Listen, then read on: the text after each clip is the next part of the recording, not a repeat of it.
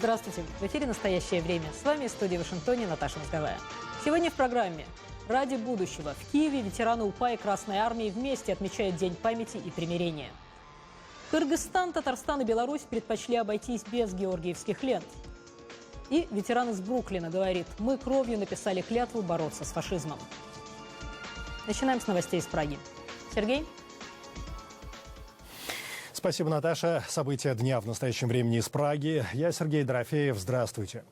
Начинаем с Украины. Ветераны УПА и Красной Армии провели в Киеве совместную акцию примирения. Сказали: сегодня мы должны быть едины, чтобы дать отпор нынешнему врагу на Донбассе. Бывший боец УПА и ветеран Красной Армии стоят обнявшись. Они оба прошли войну, хоть и не плечом к плечу. Вы видите эти кадры. Отношение к повстанческой армии в Украине долгие годы было неоднозначным. Назвать его ясным и определенным нельзя и сейчас. Все зависит от региона страны.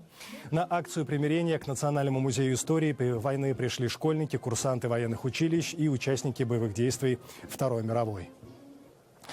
Напомню, Верховная Рада постановила праздновать 9 мая как День Победы над нацизмом, а 8 как День памяти и примирения. Также парламент принял закон о признании организаций, боровшихся за независимость Украины в 20 веке. Среди них, в частности, Украинская повстанческая армия УПА, Организация украинских националистов ОУН. Со Дня Победы 70 лет, и, судя по всему, история за это время начала свой новый виток по спирали. Все повторяется. Сегодня в Украине вновь гибнут люди. О судьбе одной семьи, в которой ветерану Второй мировой пришлось хоронить своего внука, погибшего в боях на Донбассе, Дарья Соловьева. В этом году я мечтал отпраздновать праздник 9 мая, День Великой Победы, со своим внуком, лейтенантом Национальной гвардии. Мечте Ивана Аникеевича не дано было сбыться. Наверное, он и подумать не мог, что спустя почти 70 лет в его стране снова будут стрелять, убивать молодых парней, снова будет война. И уж точно не мог представить, что он снова наденет форму, чтобы получить орден за мужество 3-й степени за своего внука Ивана Гутника-Залужного, погибшего на этой войне. Когда хоронили внука, я, когда выступал там, я сказал о том, что действительно, что наша молодежь современная – это настоящие патриоты. Я не хочу сказать, что только мой внук и так далее. Сотни таких ребят есть. Может, там кто-то где-то есть. А в основном готовы защищать нашу родину. Лейтенант Иван Гутник-Залужный погиб в бою в ночь на 10 августа прошлого года во время обстрела блокпоста возле Амвросиевки Донецкой области. Ваня, несший ночное дежурство, вовремя заметил нападающих и поднял взвод по тревоге. Он спас жизни 50 человек. Иван был самым молодым в части. Дома его ждала невеста. Уже была назначена дата свадьбы. На похоронах 96-летний капитан первого ранга в отставке, ветеран Второй мировой войны, склонил колено перед гробом 23-летнего героя, своего единственного внука. И я там сказал, что товарищи россияне, мои фронтовики, побратимы, друзья мои, что ж вы делаете? Мы вместе воевали, мы вместе делили кусок хлеба на несколько человек, мы одну сигарету курили 20 человек, мы в окопах сели, а теперь моих дедов заселили, убили моего внука. Да прекратите же это, кому же эта война нужна? 70 лет назад Иван Залужный сражался за будущее своих внуков. Его единственного внука забрала другая война. Другие темы. Надежда Савченко останется за решеткой как минимум до 30 июня. Басманный суд Москвы продлил арест украинской летчицы. В ее деле, как сообщает адвокат, появляются новые главы. Подробнее Александр Касаткин.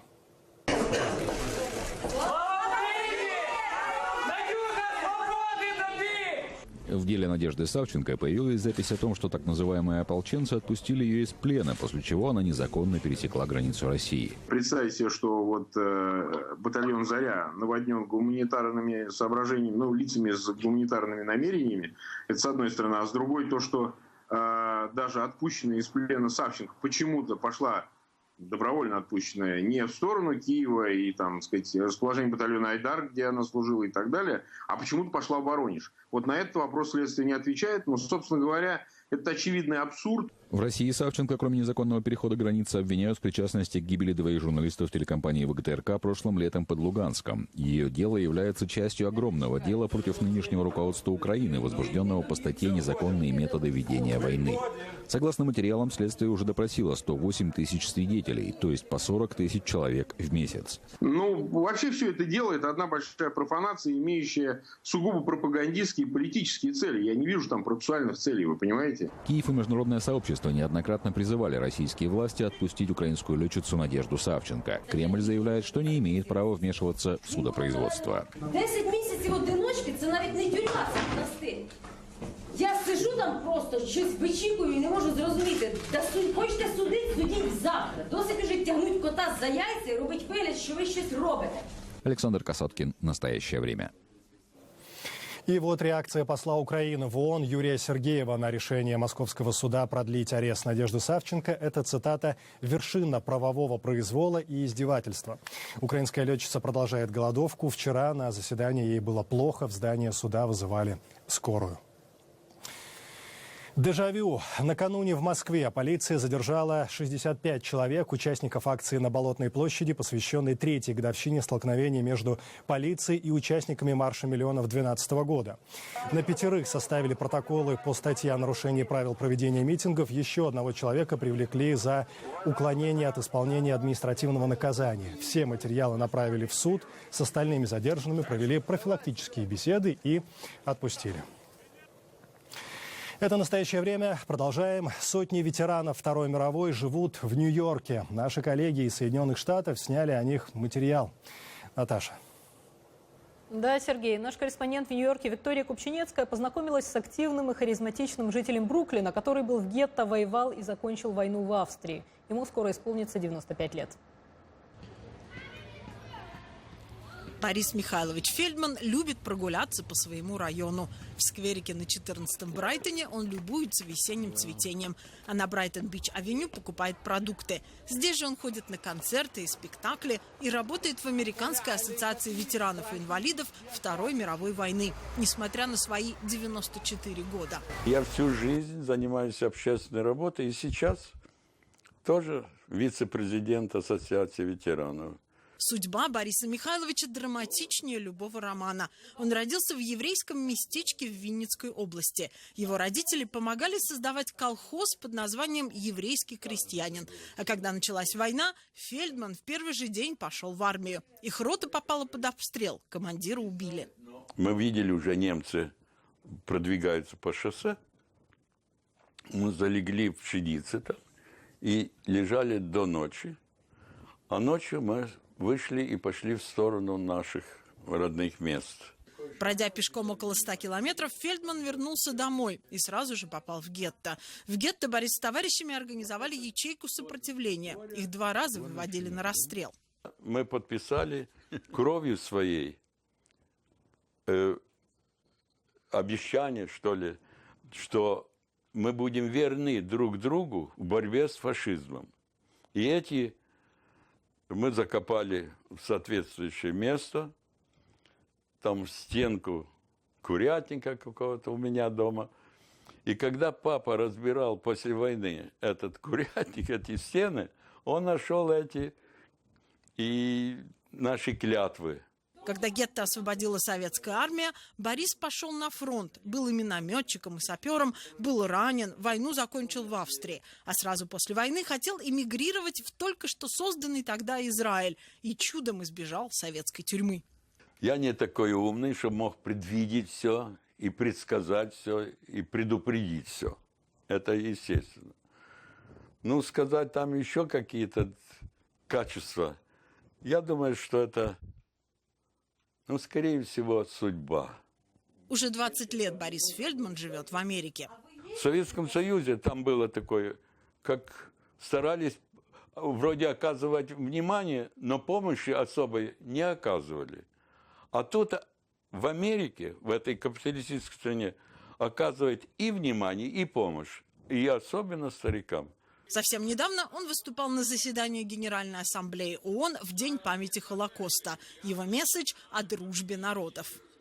Нашим правителям и России, и Америки должны искать контакты на сближение друг друга, как мы сблизились во время войны, когда мы форсировали Эльбу. Когда-то в его ассоциации ветеранов было несколько тысяч человек. Сейчас осталось около 600. Но 9 мая они все равно соберутся и выпьют 100 грамм фронтовых. Кто на своих ногах, кто с палкой, кто с чем. Но будут отмечать свой день, 70-й день рождения вторично. Виктория Кученецкая, Михаил Гудкин, Сергей Гусев. Специально для настоящего времени из Нью-Йорка. 37% россиян принимают за правду утверждение Кремля о том, что в Украине нет российских войск и военной техники. 38% полагают, что отрицать их присутствие – это правильная политика для России. Это данные опроса, проведенного Левада-центром. При этом 56 респондентов винят в кризисе в Восточной Украине Соединенные Штаты, 27% украинские власти или 6% Россию. Можно ли считать сегодняшнюю Россию серьезной угрозой безопасности не только в Восточной Европе? Курт Волкер, бывший посол США в НАТО, ныне исполнительный директор Международного института лидерства Маккейна, дает положительный ответ. За последние 2 десятилетия Западная Европа резко сократила свои оборонные мощности. На момент окончания Холодной войны затраты США на оборону составляли половину того, что тратила НАТО на оборонные нужды. Теперь это порядка 75%. То есть Западная Европа сильно урезала свои расходы на военные нужды. Россия же инициировала новые инвестиции в военной сфере, строя новые ракеты, бомбардировщики, тяжелую военную технику, создавая новую армию. Она активно обучает военнослужащих и использует свои новые возможности. Самые крупные учения в мире, которые мы видели за последние годы, российские. В них принимают участие десятки тысяч солдат. Мы видели российские бомбардировщики в небе над Исландией, российские самолеты, отрабатывающие маневры по бомбометанию у берегов Швеции и Великобритании, российские подлодки в водах Финляндии и Швеции, а также у Атлантического побережья США. Россия нарушала воздушное пространство Японии и стран Тихого океана. Россия ведет себя очень агрессивно. Мы не наблюдали подобных маневров и учений со времен Холодной войны. Россия продолжает агрессивно действовать в Украине и посылает свои боевые самолеты к границам европейских государств. В связи с этим 70-я годовщина окончания Второй мировой войны приобретает особое значение. Изменения в геостратегическом балансе и трансатлантических отношениях чувствуются во всей Европе, не в последнюю очередь в немецких городках, где со времен поражения нацистской Германии расположены американские военные базы.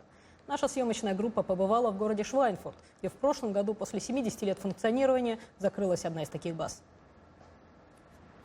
Опустевшая американская база занимает обширные территории в Швайнфурте. В годы Холодной войны здесь жили 12 тысяч американцев, военные и члены их семей, что равнялось 20% населения самого Швайнфурта. Мы были всего лишь примерно в 40 километрах от восточной границы, так что мы бы оказались на передней линии обороны, если бы русские сюда пришли. Отставной офицер Джордж Олл прослужил на базе 36 лет и оставался здесь, когда ее закрыли. Теперь часть бывшей базы станет домом для иностранных студентов, посещающих местный университет, а другие казармы используют для размещения беженцев с Ближнего Востока и Северной Африки. В современном мире есть много вещей, которые позволяют нам развернуть силы и без такой базы, как Швайнфурт. Мэр Хумбертус Ремеле видел, как менялся город. Первостепенной задачей американцев, конечно, была защита Германии. Но это были не только политические, но и самые настоящие человеческие отношения. Не так давно американцев можно было встретить среди покупателей в городских магазинах. Местный журналист Свен Шерётер говорит, что американским войскам практически с самого начала оказывали хороший прием. После войны на американских солдат не смотрели как на оккупантов. Может, только некоторые старики сразу после войны и недолго. Но для молодого поколения, даже послевоенного, они были союзниками и даже друзьями. Это чувство воплощает мемориал погибшим с обеих сторон. Его построили американские и немецкие ветераны. Нам их не хватает, проще говоря. Нам не хватает их и на экономическом уровне, и просто на человеческом. Если бы у меня был способ, они бы остались. И многие в Швайнфурте со мной бы согласились. Хотя присутствие американцев в этом городке воспринимали как нечто личное, бывший издатель газеты «Тагес-Шпигель» в Берлине Герт Аппенцеллер говорит, что это лишь часть общей ситуации. Думаю, все немцы знают, что это Соединенные Штаты гарантировали свободу Западной Европы до падения Берлинской стены в 1989-м. Мы должны сделать так, чтобы трансатлантические отношения не были отношениями исключительно военными. Мы должны следить за тем, чтобы торговые и культурные отношения между Америкой и Европой оставались бы такими же близкими, как сейчас. Сейчас это будет непросто, поскольку стратегическое внимание Соединенных Штатов переключается на Азию, но американские и немецкие представители заявляют, что трансатлантические отношения важны, как и всегда, особенно на фоне действий России, которые создают для Запада новые вызовы. 8 мая Европа отмечает 70-летие окончания Второй мировой войны. Но последнее крупное сражение той войны состоялось через 3 дня после капитуляции нацистской Германии. Об этом расскажут наши коллеги в Праге.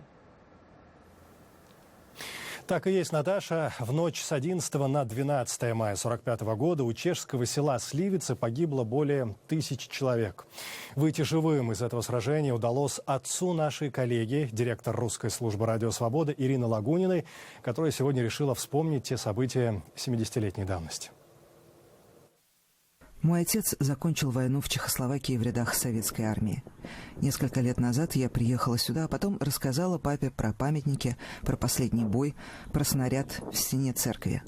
И снаряд все еще там, сказал отец и заплакал. С трофеев стирают пыль. В маленьком чешском музее в 50 километрах от Праги готовят выставку, посвященную последнему сражению Второй мировой войны в Европе. Невероятно, но оно началось через 3 дня после того, как война закончилась. Сражение произошло 11-12 мая 1945 года в районе протяженностью в несколько километров. Это не было одно какое-то место. Пехота окопалась в траншеях, в операции участвовали танки, тяжелая артиллерия и минометы.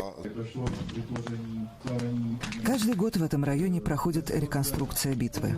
Около 7000 немецких военнослужащих, в основном войск СС, оказались в кольце на территории, которая, по соглашению союзников, стала частью советской оккупационной зоны в Чехословакии. Они готовились дать отпор советской армии в районе Пшебрама, чтобы договориться о сдаче в плен американскому командованию в нескольких километрах к югу. Соблюдая союзнические договоренности, американская сторона отказалась от переговоров. После войны пленные немецкие военнослужащие содержались здесь же, неподалеку, в лагере в центре урановых рудников. В 1951 году заключенных в лагере немцев дополнили противники коммунистического режима. Ученые, писатели, спортсмены, многие из них, противостоявшие фашизму в своей стране, работали на урановых рудниках бок о бок с пленными немецкими военными. Сейчас этот лагерь – памятник жертвам политических репрессий в социалистической Чехословакии. Костел Святого Петра в деревне Сливицы хранит в стене снаряд сражения 11 мая. Рядом памятник погибшим чешским партизанам из местных жителей. Ирже Востереку в 45-м было 8 лет. В нашем саду за нашим домом окопались немцы. Помню, отец думал, что один из них был из Вены, потому что он мешал чешские слова с немецкими.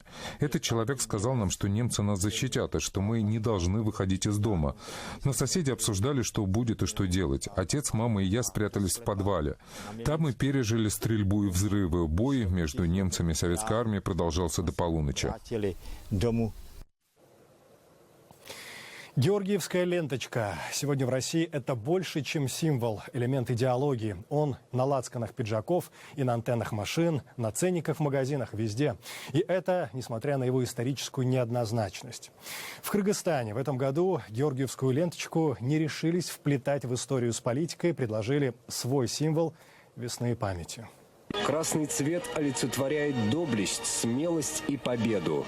Эти ролики главные каналы Кыргызстана крутят в эфире 2-ю неделю. Отныне, объясняет дикторский голос, символом победы станут цвета государственного флага – красный и желтый. Официального запрета на георгиевские ленты нет, однако отношение к ним в этом году неоднозначное. Я вам могу дать сколько угодно, только вы можете снять георгиевскую ленточку. Черно-оранжевый биколор активист Марат считает символом агрессии царской России. Он предлагает прохожим на улицах Бишкека ленты собственного дизайна и сопровождает это действие краткой исторической справкой. Это альтернатива георгиевским ленточкам, потому что, если знаете, в 1916 году была массовая резня кыргызов. Это делали те солдаты и казаки, которые носили георгиевские ленточки. Впрочем, исторический ликбез активистам молодежь чаще всего пропускает мимо ушей. О подавлении туркестанского восстания войсками Российской империи в 1916 году большинство из них никогда не слышали. Для многих в Кыргызстане георгиевские ленты стали символом сторонников аннексии Крыма. Мы еще терпеливо относились и более-менее относились до событий Украины. Но когда сепаратисты одевают этот флаг и за раскол. Растяжек и плакатов в черно-желтую полоску в столице действительно не найти. В этом году их заменил официальный цвет победы Кыргызстана – красно-желтый. О том, что георгиевская, она же гвардейская лента никогда символом победы не была, впервые заговорили несколько лет назад. В прошлом году президент Кыргызстана уже появился на публике без привычного аксессуара. Узнаваемый символ заменил алый бант. Однако черно-оранжевые ленты российского производства продолжают распространять в республике. На днях информагентство «Спутник», это преемник РИА Новости, провело акцию «Георгиевская лента. Символ победы». Журналисты прокремлевского издания раздали сотни ленточек в пригороде столицы. Полосатую атрибутику распространяет и самая крупная сеть магазинов Бишкека. Мы официально распространяем ее, потому что она является официальным символом победы. Везде. Торговые сети бесплатно раздали около 200 тысяч лент за последние несколько лет. На это компании тратят очень большие по местным меркам деньги, утверждая, что действуют из альтруистических соображений. Хотя в 2 шагах предприимчивые граждане ленточки тут же перепродают. Почем ленты? Желающие пока находятся, но с каждым годом их становится меньше. Любек Бегалиева, Азат Интумаков. Настоящее время из Бишкека. Ничто так не девальвировало смысл георгиевской ленточки, как война в Украине и роль Кремля в этом конфликте. Чтобы занять лацканы пиджаков своих граждан родными символами, не оставив места российским, другие страны вышли с собственными идеями, с местными красками весны. Так, в Беларуси черно-оранжевый биколор решили заменить на красно-зеленый с цветком яблони. Не стали мудрствовать лукаво и в Татарстане предложили ленточку цветов своего флага. Причем все это гражданская инициатива. Ее начало было положено еще 2 года назад, когда Союз татарской молодежи начал распространять ленты флага Татарстана как символ суверенитета. Молодежные активисты и татарские ученые проводят беседы с населением, рассказывают об истории. Ленты раздают во время праздничных мероприятий. По словам историка из Казани Рафаиля Мухаммеддинова, победа для всех одна, а вот символы могут быть разные. А в честь победы, допустим, над фашистской Германией можно лучше надевать ленточки, символизирующие флаг Татарстана. То есть красно-бело-зеленые ленточки, они были бы очень уместны. И даже потому, что ведь не только русские воевали с фашистской Германией, и татары, и другие народы. Поэтому победа у них общая, а символ этой победы, на мой взгляд, должны быть приемлемые для каждого народа свои. Это «Настоящее время». Далее у нас эфир из Вашингтона. В Бостоне завершается процесс над Джохаром Царнаевым. Подробности у коллег. Наташа. Этот процесс длится уже 56 дней. В попытке добиться пожизненного заключения вместо смертного приговора, который требует обвинения, защита сконцентрировалась на нескольких направлениях. Подробности у нашего корреспондента Фатимы Тлисовой. Защита создала портрет трудной семьи, где отец Анзор Царнаев страдал тяжелыми психическими расстройствами вследствие травм, а мать Зубейда Царнаева постепенно из модницы и души компании превращалась в одержимую радикальными идеями.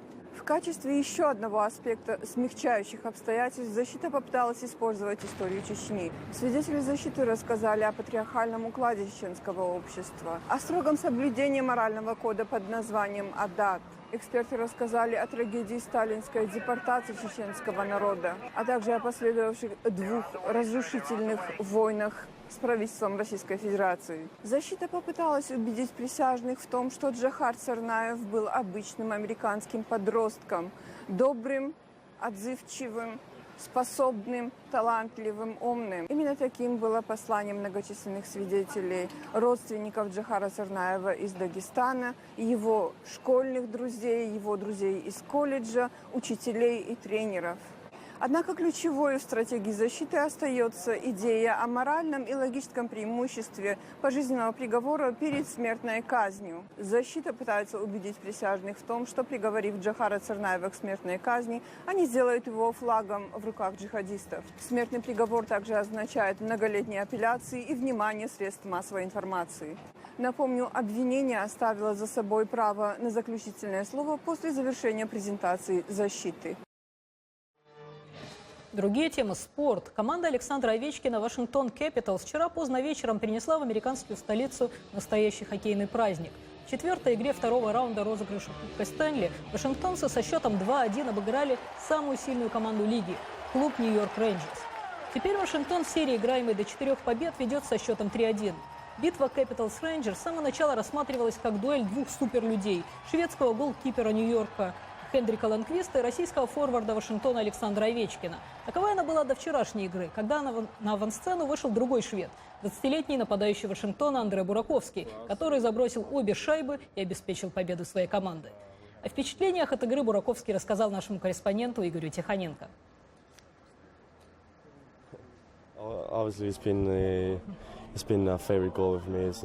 Естественно, он был моим кумиром, когда я был еще ребенком. Я следил за его карьерой, и, конечно же, эти 2 шайбы, заброшенные в ворота Ланквиста в такой важной игре, значат очень много для меня. Следующая игра будет невероятно напряженной. Выигрывать в Мэдисон Сквер Гарден никогда не было просто, и не будет и сейчас. Нам нужно следовать нашему плану игры и изрядно потрудиться, как мы это сделали сегодня. О выигранном матче и матче предстоящем наш корреспондент поговорил с капитаном столичных Александром Овечкиным. Играли сегодня хорошо. К сожалению, они забили 1-й гол. Но Холд стоял очень хорошо сегодня, поэтому давал нам возможность отыграться и, опять же, использовали их ошибки и забили голы. Что ты можешь сказать про 2 гола? Первые голы в его карьере, плей-офф? Надеюсь, не последние, поэтому продолжаем работать и, опять же, праздновать нечего пока. С какими мыслями? Вы ведете в серии 3-1, понятно, еще нужно выиграть одну игру, чтобы победить в ней. С какими мыслями едете в Мэдисон Сквер Гарден? Конечно, с позитивными. Будем играть только на победу, поэтому здесь для нас отступать, как говорится, некуда. Да? Будем играть в полную силу, поэтому попытаемся закрыть серию в Нью-Йорке. Но, опять же, 2 очень хорошие команды. Ты видишь, что каждая игра в одну шайбу разрыв, поэтому здесь нужно быть сконцентрирован полностью на игре.